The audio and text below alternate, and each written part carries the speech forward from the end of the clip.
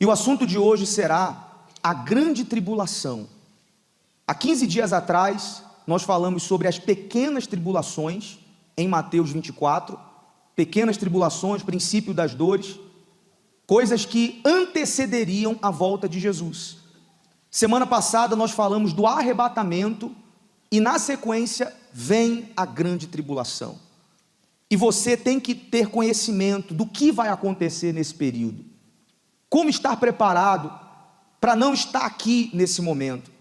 E sabe, me desculpe bater tanto nessa tecla, mas eu preciso falar sobre isso, porque o diabo, como eu disse, às vezes ele não consegue algumas coisas, ele parte para outras.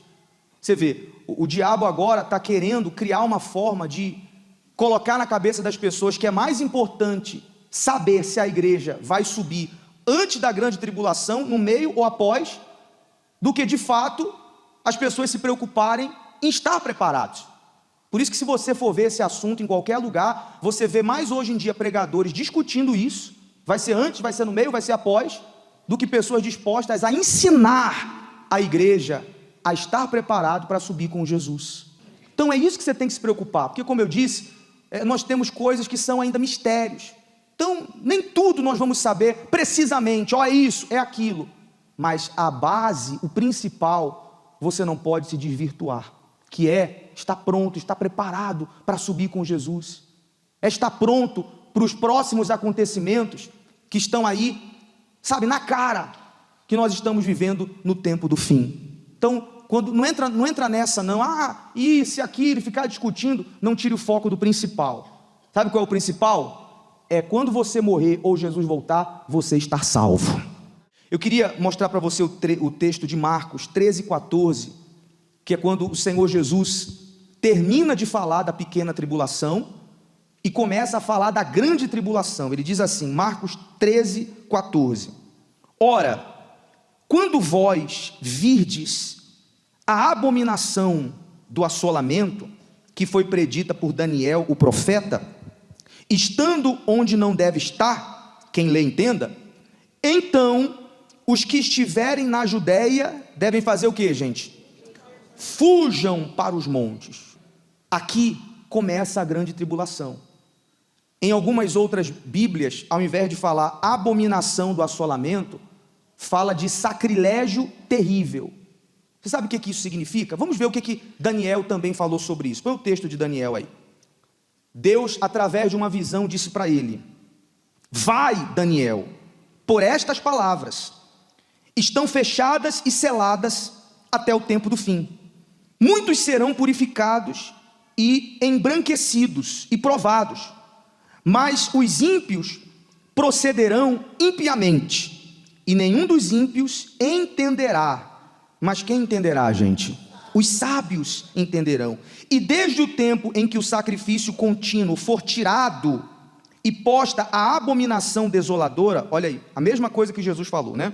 Haverá 1290 dias. Tu, porém, vai até o fim, porque descansarás e te levantarás na tua herança no fim dos dias. Então, como eu disse, em outras linguagens está escrito sacrilégio terrível, e Daniel vem a confirmar isso. Deus inclusive manda ele encerrar o livro, porque teve coisas que Daniel nem ele próprio entendeu. Então Deus mandou ele encerrar, como quem diz assim: Daniel, encerra esse assunto, porque lá na frente a gente vai entender. E o que seria essa abominação do assolamento, sacrilégio terrível? Vai ser o momento em que o anticristo vai se assentar no templo, no terceiro templo, que acreditamos que está prestes a ser construído, e ali, tudo indica que vai ser no mesmo lugar, lá onde hoje tem aquela cúpula dourada em Israel. Quem já viu aquela imagem? Tudo indica que vai ser ali o terceiro templo, e ali ele vai encerrar os sacrifícios diários, e vai começar a profanar tudo que é santo. E você vê, isso é tão verdade, não sei se você sabe, os judeus, tem certos judeus que já tem tudo preparado para esse momento.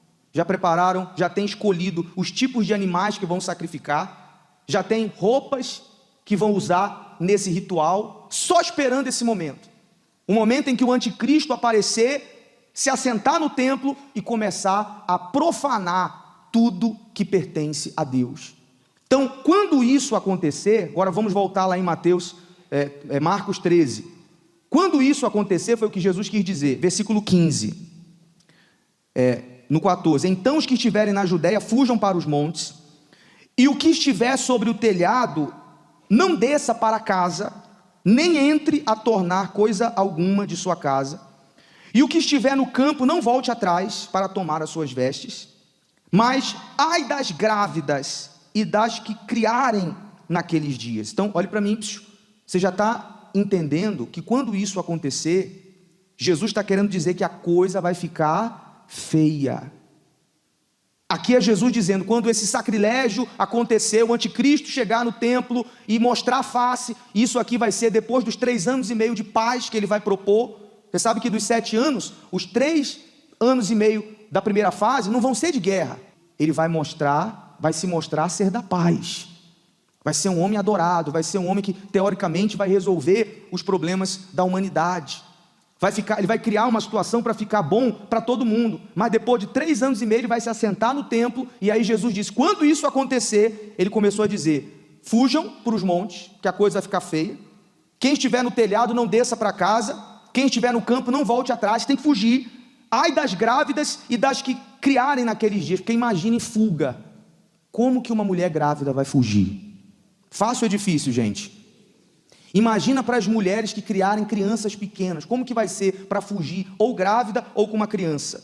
Orai para que a vossa fuga não suceda, onde? No inverno. Em Israel, nesse período de janeiro, dezembro para janeiro, o inverno é pesado, cai neve, congela tudo, as ruas ficam fechadas com neve.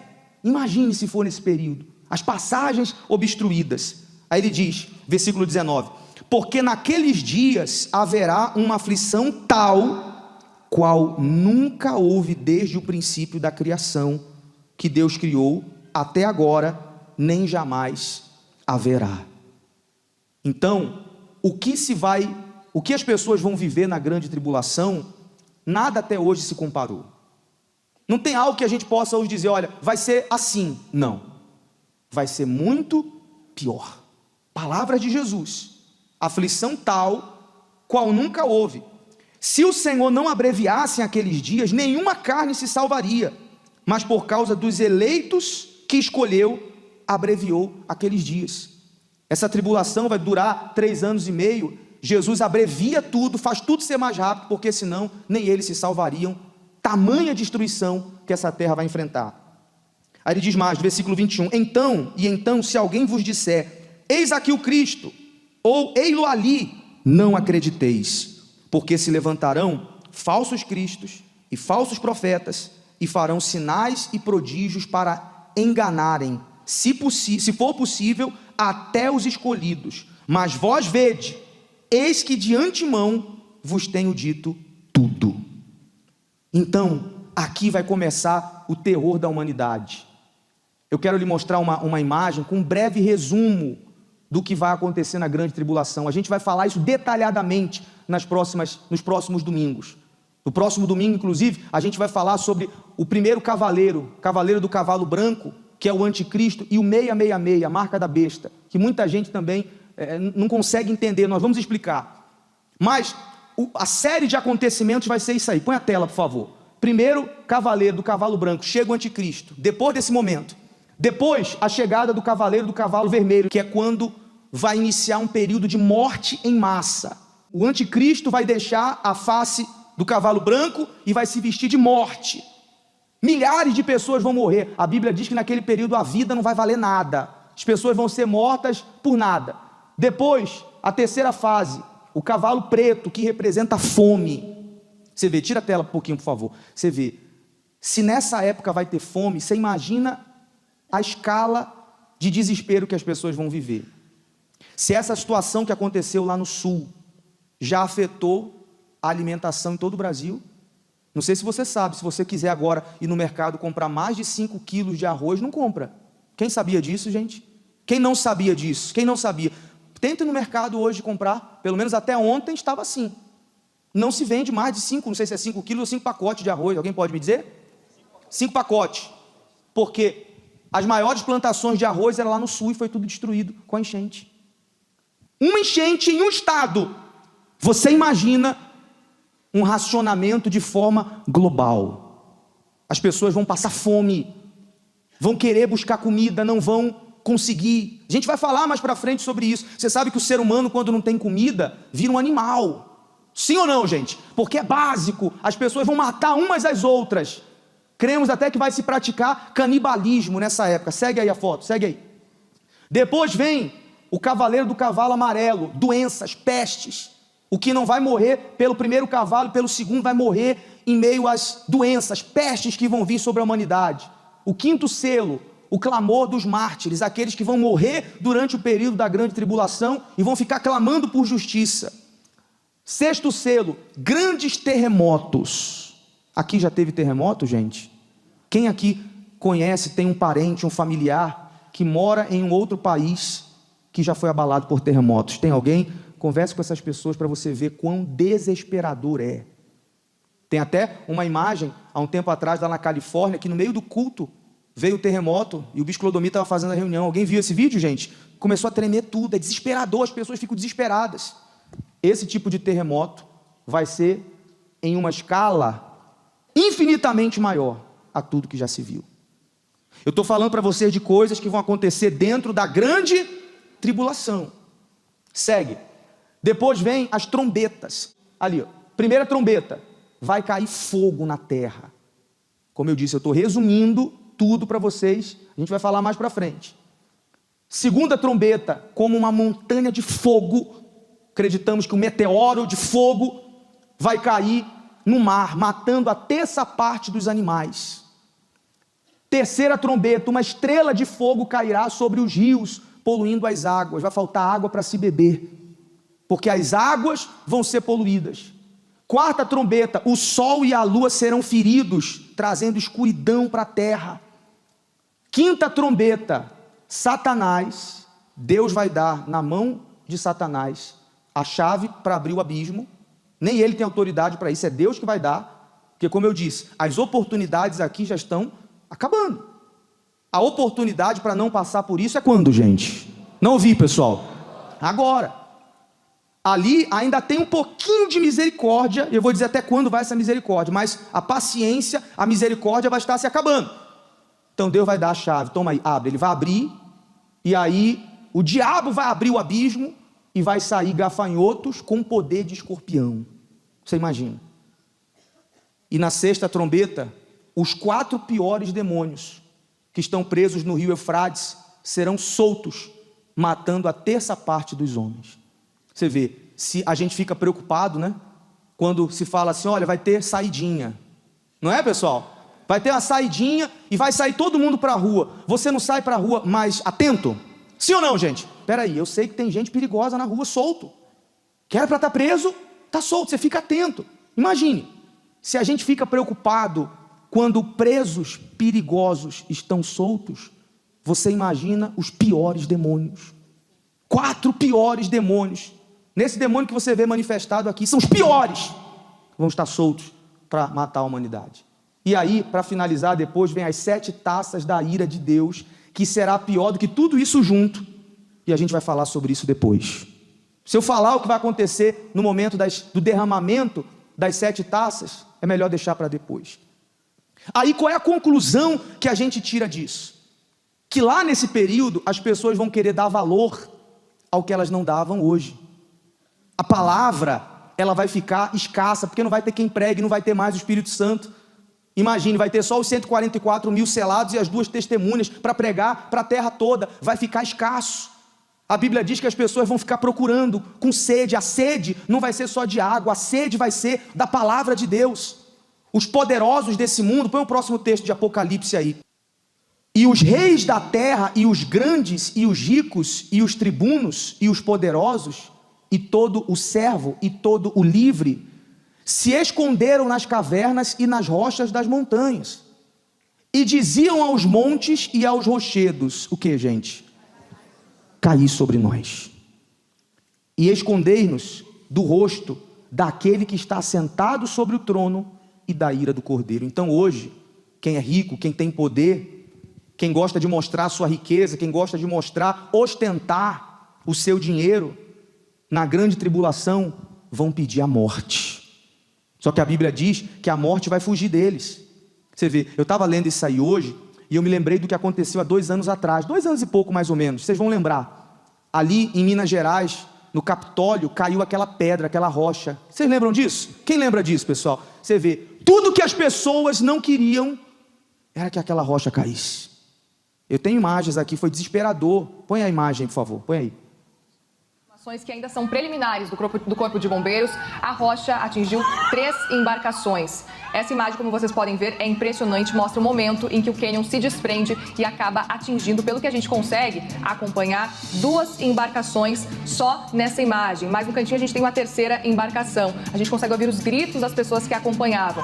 Os bombeiros disseram que reforços de 2 cidades estão indo para o local neste momento e que, além do batalhão de operações aéreas, mergulhadores estão se mobilizando para atuar nessa área e procurar vítimas, procurar pessoas que podem estar feridas. Você está vendo? Alguém queria que essa rocha caísse, gente? Morreram 10 pessoas e 27 na época ficaram feridas. Mas o desespero da grande tribulação vai ser tão grande que as pessoas vão suplicar para que isso aconteça. Cai sobre nós rochas, porque não estarão aguentando mais tanto sofrimento. Há uma profecia do profeta Amós, na época do povo Israel, que é como se vai se cumprir também no final dos tempos. Coloca aí, por favor. Amós, que diz assim: eis que vem dias, diz o Senhor Deus, em que enviarei fome sobre a terra, não fome de pão, nem sede de água, mas de ouvir as palavras do Senhor. E irão errantes de um mar até o outro mar, e do norte até o oriente, correrão por toda parte buscando a palavra do Senhor, mas não acharão. Naquele dia, as virgens formosas e os jovens desmaiarão de sede. Então hoje, pessoal, o que nós temos em abundância vai ser escasso. A palavra de Deus hoje, ela é pregada em abundância. Sim ou não, gente? E hoje me diga, as pessoas dão o devido valor à palavra, pessoal? Não dão. Você convida alguém para vir para a igreja? Quem aqui esse mês agora que passou de maio, você convidou alguém para vir para a igreja e não quis vir? Levante as suas mãos. Olha só. As pessoas não estão nem aí. A palavra hoje tem abundância. Você liga a televisão, você liga a internet.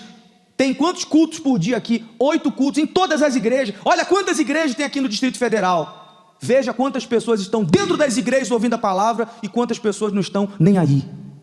Nesse período, vão correr de um mar para o outro, de norte a sul, com sede, não de água, mas com sede de ouvir a palavra de Deus.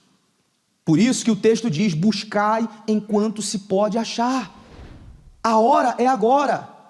A hora de se consertar, a hora de perdoar, a hora de se converter, a hora de se entregar, a hora de fato permitir que Deus entre em você é agora, não é amanhã. Você vê, curiosamente ou coincidentemente ou não, o nome dessa embarcação que a rocha caiu em cima, alguém sabe como se chamava, gente? Sabe como se chamava? Jesus. Você vê, o nome do barco era Jesus. Só que o fato de estar lá escrito Jesus no barco não impediu a rocha de cair. Porque não adianta Jesus estar escrito no barco, tem que estar onde, gente? Dentro das pessoas. Se naquela embarcação há quem tinha Jesus dentro de si, se entregou, era convertido, foi salvo. Mas se há quem estava na embarcação, Jesus, mas não se entregou, não se converteu, não tem outro caminho. Infelizmente essas pessoas estão aonde, gente? Estão aonde? Estão no inferno. Eu falo isso porque o que vai valer para que a sua alma suba e você seja salvo, não é você apenas falar o nome de Jesus. Não é você ter um adesivo no seu carro lá, Jesus Cristo é o Senhor, que é o que muita gente faz. É ou não é, gente? Ela quer ter a aparência de cristão, ela quer ter a aparência de uma pessoa religiosa, mas ela não se entrega, ela fica ensaiando uma conversão, ensaiando um batismo nas águas, ensaiando um perdão. É aquela pessoa que vem à igreja e ouve a palavra que hoje, como eu disse, tem abundância, e ela, ao invés de abraçar a palavra, colocar a palavra dentro dela, viver a palavra, ela diz: não, muito legal isso aí, mas um dia eu vou fazer, um dia eu vou me entregar, um dia eu vou me batizar, um dia eu vou colocar em prática o que esse pastor está falando. Amanhã pode ser tarde demais. Você acha que essas pessoas lá no Capitólio, era um período de férias, se eu não me engano, foram brincar lá, se divertir, pensando: eu vou e não vou voltar? O que você acha, gente? Ninguém imaginava. Mas você vê, eu estou usando esse exemplo porque tem muita coisa que se encaixa com o campo espiritual. Na época, quando foram ver essa pedra aí, no Facebook tinham várias postagens de 10 anos atrás, que já se via rachadura na rocha, e as pessoas diziam, a rocha vai cair. As pessoas se preocupavam com isso, gente? Nem aí. Demorou 10 anos, mas a rocha caiu. Caiu e matou muita gente. Veja se não é o que acontece hoje. Todo domingo você vem na igreja. Se você é velho de igreja, 15, 20, 30 anos, eu tenho certeza que você ouve a mesma coisa. Jesus vai voltar. Jesus vai voltar. Jesus vai voltar. E há quem deixe passar. Então, agora é hora de você pegar essa palavra, aceitar e viver. Não querer ter apenas um rótulo de religioso ou de evangélico, porque, como eu disse, muita gente quer fazer isso e isso não muda. Eu fui uma vez no cemitério fazer uma gravação, e o que me chamou a atenção é que em cima de alguns túmulos tinha cruz, tinha a imagem de Jesus. Para quem era católico, tinha a imagem de um santo. Para que isso? Pensa comigo. A pessoa morreu, por que eu vou colocar uma imagem ali em cima? Talvez o familiar foi lá escolher o jazigo e pode ter pensado, não, vamos colocar essa imagem de Jesus aqui em cima do túmulo da mamãe. Não sei, né? Vai colocar aqui uma imagem do túmulo de Jesus em cima, vai que ela é salva. Adianta, gente? Se a mamãe morreu com Jesus, ela está com Jesus. Se a mamãe morreu sem Jesus, eu posso colocar milhares de imagens ali, eu não vou conseguir mudar o destino da alma. Como também pode morrer com Jesus, pode colocar a imagem do capeta ali em cima, já está salvo, amém?